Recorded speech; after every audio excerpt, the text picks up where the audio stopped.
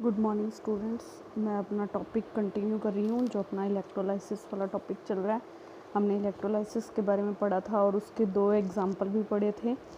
तो एक हमने पढ़ा था HCl का, इलेक्ट्रोलाइसिस ऑफ एक्वस HCl, और दूसरा पढ़ा था electrolysis of molten sodium chloride.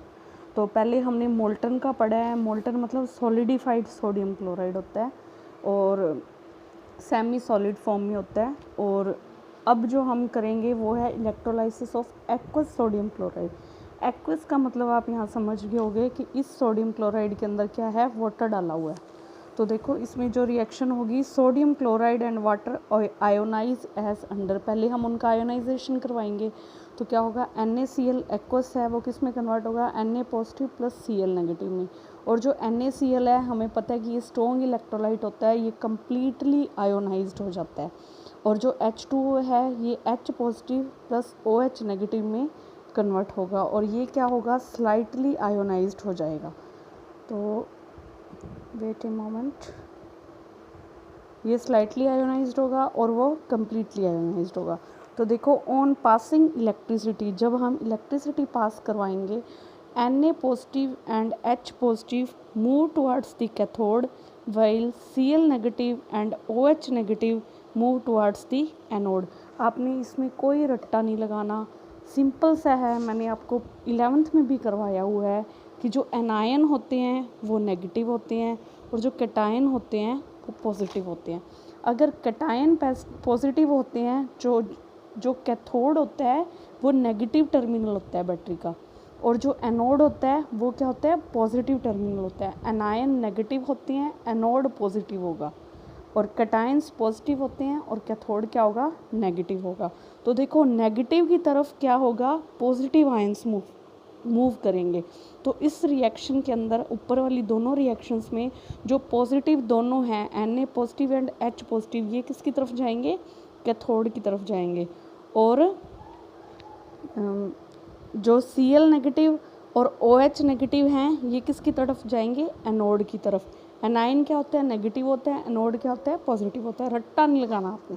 तो अब देखो एट कैथोड, कैथोड पे क्या होगा, both Na positive and H positive are present near the cathode, दोनों कैथोड की तरफ मूव करेंगे।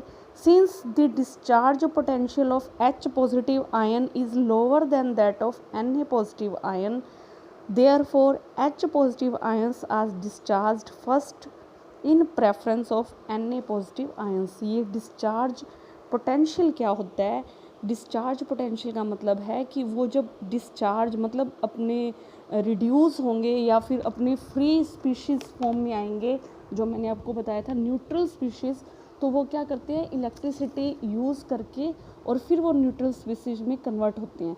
तो क्या होता है, जो कम इलेक्ट्रिसिटी यूज़ करते हैं रिड्यूस होने के लिए, वो क्या करेंगे, फर्स्ट मतलब पहले रिड्यूस होंगे।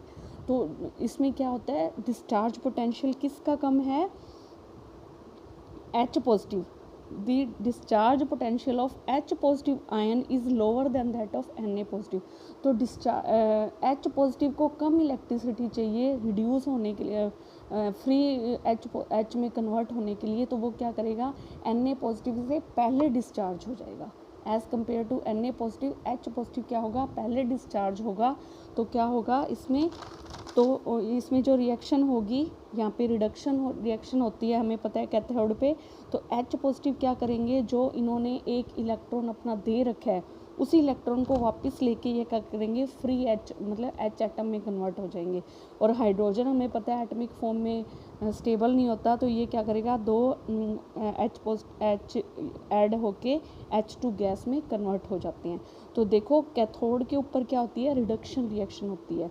तो आप ये कैथोड और एनोड पे ऑक्सीडेशन रिडक्शन कैसे होगी, इसका भी एक ट्रिक बना लेना। जैसे O से ऑक्सीडेशन है, OARC, इस तरह से एक ट्रिक बना के इसको याद कर लेना। RC का मतलब कैथोड के ऊपर रिडक्शन होगी और OA का मतलब एनोड के ऊपर ऑक्सीडेशन होगी। अब ये रिडक्शन और ऑक्सीडेशन को कैसे याद करना है, इसको आपने ऑक्सीडेशन स्टेट के अकॉर्डिंग इसको याद करना। तो देखो रिडक्शन का मतलब क्या है, देखो यहाँ पे इसकी ऑक्सीडेशन स्टेट +1 है, और ये +1 से 0 की तरफ जा रहा है, तो मतलब ऑक्सीडेशन स्टेट डिक्रीज हो रही है, रिड्यूस हो रही है, तो उसको हम बोलेंगे रिडक्शन। ठीक है। और ऑक्सीडेशन में क्या होता है, ऑक्सीडेशन स्टेट क्या होती है, इंक्रीमेंट की ओर जाती है, मतलब कम लेफ्ट हैंड साइड लेस होगी और राइट हैंड साइड ज़्यादा ऑक्सीडेशन स्टेट होगी, वो रिएक्शन आएगी वहाँ पे मैं तुम्हें बताऊँगी।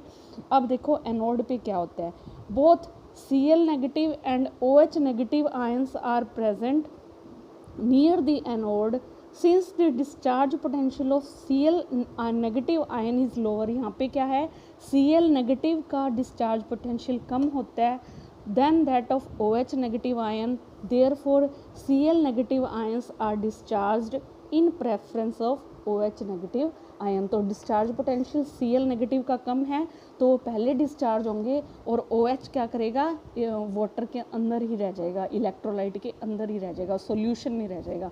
ऊपर Na रहा था सॉल्यूशन में, H पॉजिटिव किधर चला गया था, डिस्चार्ज हो गया था, और ये इधर एनोड पे क्या होगा, जो Cl नेगेटिव है वो डिस्चार्ज हो जाएगा और जो इधर OH है वो सॉल्यूशन के अंदर रह जाएगा। तो देखो यहाँ पे Cl नेगेटिव ये क्या करेगा, अपना नेगेटिव मतलब इसने एक इलेक्ट्रॉन ले रखा है, तो ले रखा है तो उसी इलेक्ट्रॉन को ये रिमूव करके Cl में कन्वर्ट हो जाएगा। तो यहाँ पे देखो ये माइनस ऑक्सीडेशन स्टेट है और इधर ये 0 पे आ गई, तो इंक्रीमेंट हो रहा है ना, नेगेटिव से 0 की तरफ जा रहा है, पॉजिटिव की तरफ जा रहा है मतलब।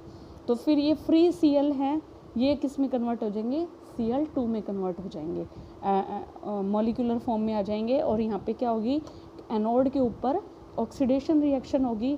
सो Cl2 gas is evolve at the anode, anode पे Cl2 गैस इवॉल्व होगी, while OH negative ions remain in the solution. तो OH नेगेटिव आयंस क्या करेंगे, सॉल्यूशन में ही रह जाएंगे। कैथोड पे क्या हुआ था, Na पॉजिटिव आयंस रह गए थे सॉल्यूशन के अंदर और H पॉजिटिव क्या हो गए थे, रिड्यूस हो गए थे। और एनोड पे क्या हुआ, Cl2 हो गए ऑक्सीडाइज होके कन्वर्ट हो गए Cl में और Cl2 गैस बन गई और जो OH नेगेटिव आयन है वो क्या रह गए, सॉल्यूशन के अंदर ही रह गए।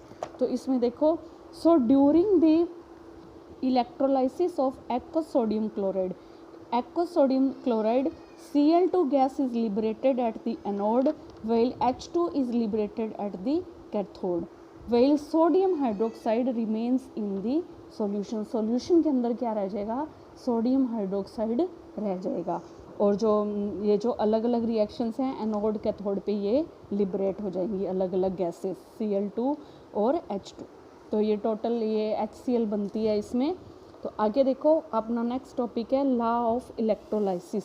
इलेक्ट्रोलाइसिस के लॉज के बारे में हम पढ़ेंगे। 2 लॉज हैं, ये माइकल फैराडे ने 1833-34 में इसकी स्टडी की थी इलेक्ट्रोलाइसिस प्रोसेस पे। तो उसने काफ़ी स्टडी करने के बाद 2 कंक्लूज़न निकाले थे और उन दोनों कंक्लूजन्स को क्या है, लॉ ऑफ इलेक्ट्रोलाइसिस बोला जाता है। तो देखो हम देखेंगे फर्स्ट लॉ क्या है, Faraday's first law of electrolysis.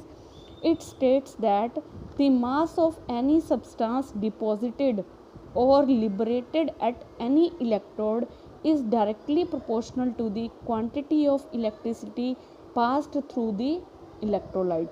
तो ये क्या कहता है कि मान लो हम किसी भी इलेक्ट्रोलाइटिक सॉल्यूशन का हम इलेक्ट्रोलाइसिस करवा रहे हैं, तो वो कहता है कि उस इलेक्ट्रोलाइटिक सॉल्यूशंस में जो एनायन और कैटायन है वो जो लिबरेट होते हैं या डिपॉजिट होते हैं इलेक्ट्रोड्स के ऊपर, उनका जो मास है वो किस पे डिपेंड करेगा कि हम उस इलेक्ट्रोलाइटिक सॉल्यूशन में से कितना करंट पास करवा रहे हैं, वो उस पे प्रोपोर्शनल, डायरेक्टली प्रोपोर्शनल होता है।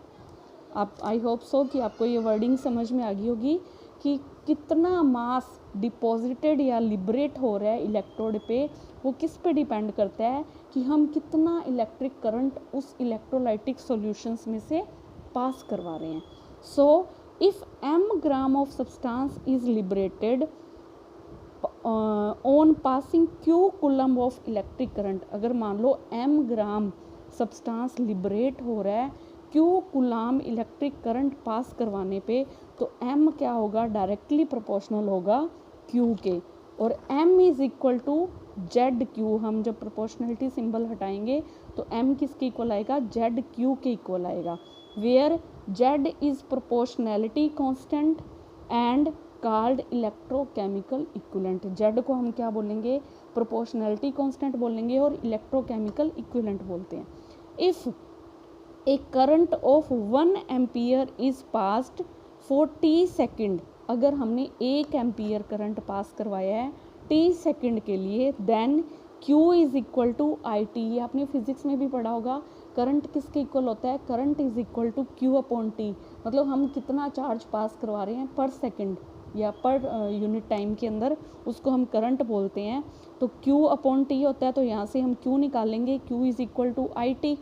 तो यहाँ पे M क्या होता है, जेड Q के इक्वल होता है, और इस Q को हम रिप्लेस करवा देंगे आई टी से। और ये फिर ऊपर अगर हम मान लो लेते हैं, Q हमने 1 कूलाम ले लिया, I हमने 1 एम्पियर ले लिया और T हमने 1 सेकेंड ले लिया, ये सारी चीज़ें 1 होगी, तो M किसके इक्वल हो जाएगा, Z के इक्वल हो जाएगा। तो ये Z क्या था, इलेक्ट्रोकेमिकल इक्विवेलेंट था। तो अब हम इसको डिफाइन करेंगे, Z क्या होता है। So electrochemical equivalent of substance may be defined as the mass of the substance deposited when a current of 1 ampere is passed for 1 second। अगर हम 1 एम्पियर करंट 1 सेकेंड के लिए पास करवाएंगे, तो जो जितना मास डिपॉजिट होगा सब्सटेंस का, उसको हम बोलेंगे electrochemical equivalent. That is a quantity of electricity equal to 1 coulomb is passed. इसको चाहे आप इस लाइन को इंक्लूड करना चाहे मत करना, इसलिए मैंने ब्रैकेट में कर दी थी, बाकी ये प्रॉपर डेफिनेशन ऊपर बन रही है। Electrochemical equivalent of a substance may be defined as the mass of the substance deposited when a current of 1 ampere is passed for 1 second. तो नेक्स्ट ये आप साथ साथ मुझे अपने नोट्स की पिक्स भेजते रहना, मुझे भी रिपोर्ट भी करनी होती है, तो ये साथ साथ नोट्स बनाते रहना। और अगर किसी भी टॉपिक में कोई भी प्रॉब्लम हो, आप हैंड टू हैंड मुझे मैसेज करके आप उसको पूछ सकते हो, और कोई भी प्रॉब्लम आ रही हो तो मुझसे कंसल्ट कर सकते हो। Thank you.